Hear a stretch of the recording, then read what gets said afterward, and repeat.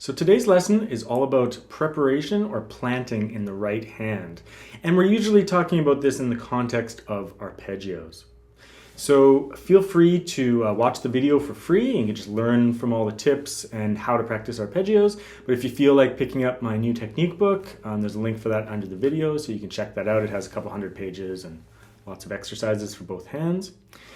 So preparation or planting in the right hand has a couple of points to it. What we'll do is we'll talk about why we do it and the benefits of it, and then we'll talk about, and then I'll kind of like demonstrate and also take the camera in really close so you can see me demonstrate it up very, very close to the right hand.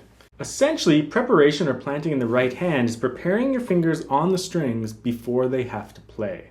So it's an excellent way to build like accuracy, confidence, speed, and also just small economic movements. But in particular, accuracy and security in the right hand, because if your finger's on the string before it has to play, you'll probably hit the right string, right? It also is great for speed because it puts your fingers on the strings before they have to play, therefore preparing them for fast movements. Because it's not necessarily how fast you move your fingers this way, it's how fast they can return to the starting point that makes gives you the ability to play fast.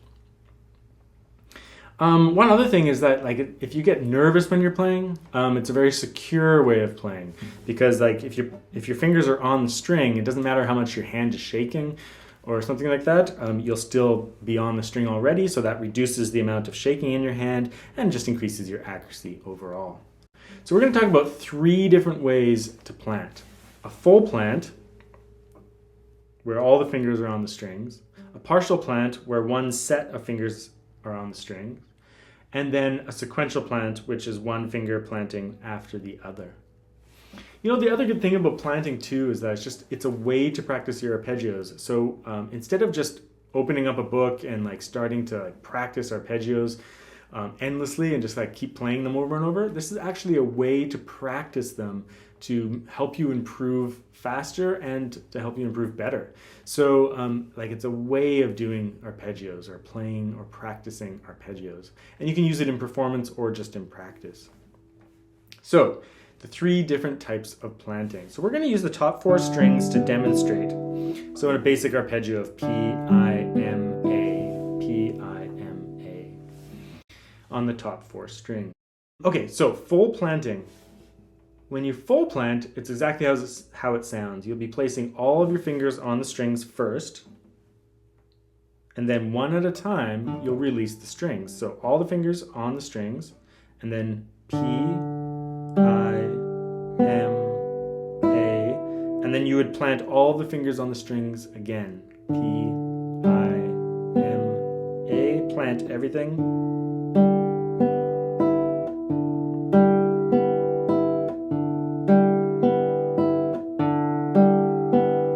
So this is a really great way to train your fingers, the muscle memory of your fingers, to notice the distance of the strings. So it's a very accurate thing. You have all your fingers on the strings and then you play. Clearly that's a solid way of practicing. But the disadvantage, as you can probably hear, is that every time I plant my fingers on the strings, it stops the sound. So it's not legato from one arpeggio group to the next.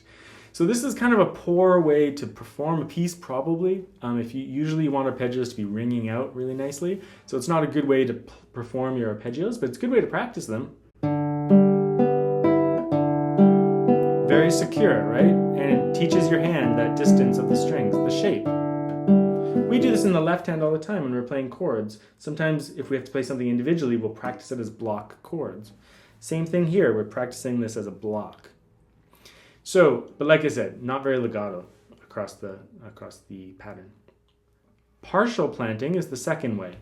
So partial planting is a little bit more legato than full planting, and essentially you're just planting groups of fingers. So in this case, we're going to plant thumb, and then we're going to plant MA. So we plant the thumb, and as soon as we play it, we plant IMA. And then we play IMA. And as soon as we're done, we plant the thumb. So it's really a circular thing. As soon as the A finger's done playing, we plant the thumb. And as soon as the thumb is done playing, we plant the fingers.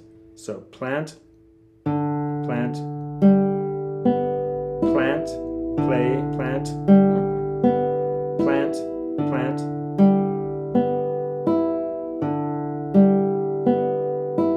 Just don't forget to plant both the thumb. As soon as the A finger is done playing, plant that thumb. As soon as the thumb is done playing, plant the fingers. So that's a partial plant. And it's pretty legato, right?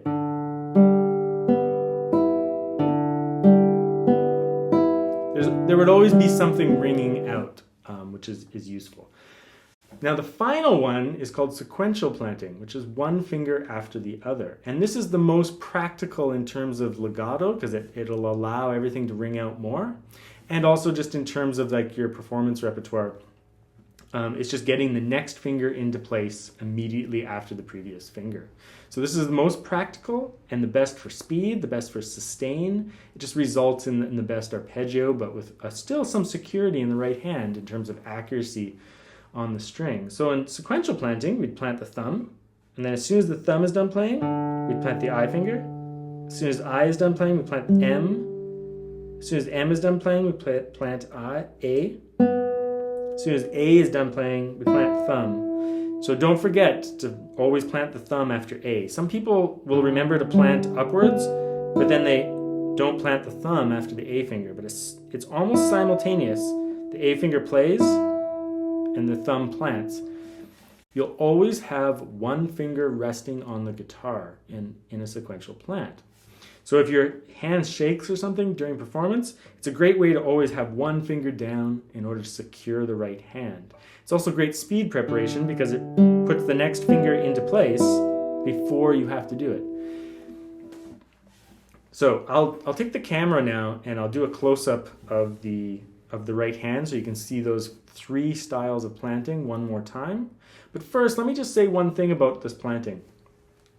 It's all very kind of like technical, right? But in the end, when you practice planting, all the types of planting, it should just be a sensation in the hand, right? Something that your hand, just the muscle memory memorizes it, and then you're just able to apply it. So like if you start playing, right now I'm sequential planting.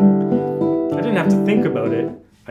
I'm so used to it that's just a sensation in the hand that I apply to my playing.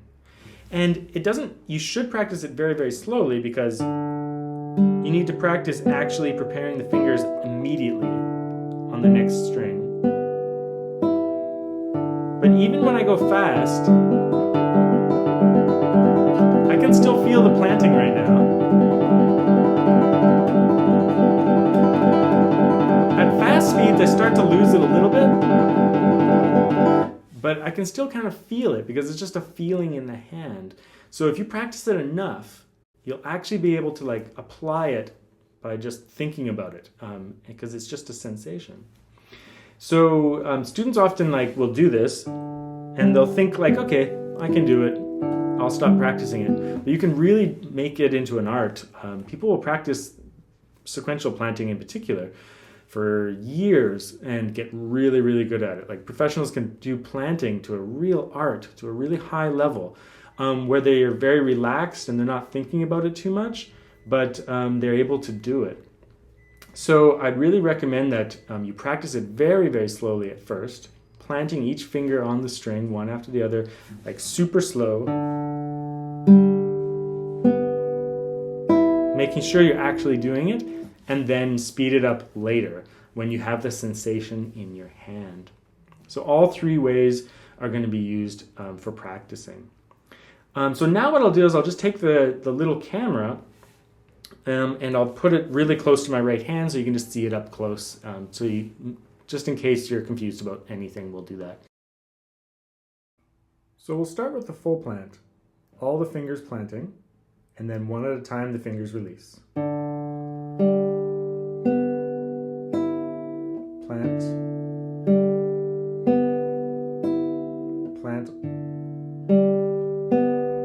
I'll do it more rhythmically now.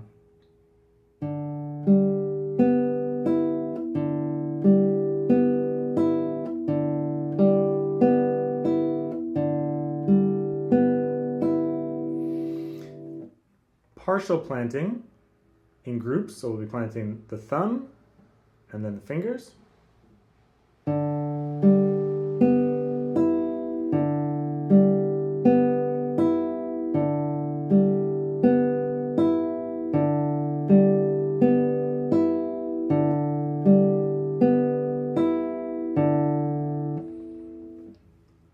Sequential planting, one finger after another.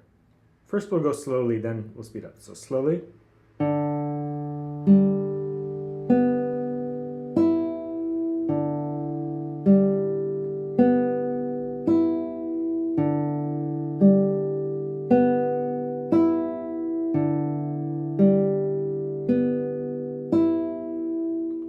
Faster.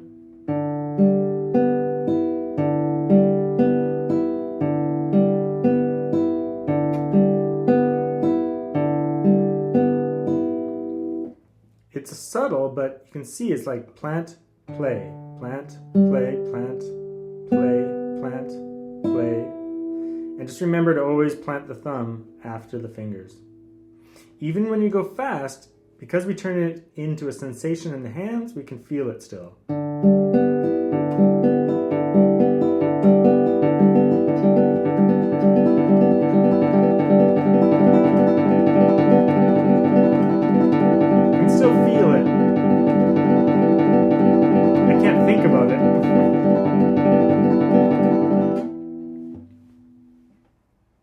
So now we'll move on to practicing those other arpeggio patterns in the book, but that's 3 ways that you can practice arpeggios: full plants, sequential, partial full plants, and sequential plants.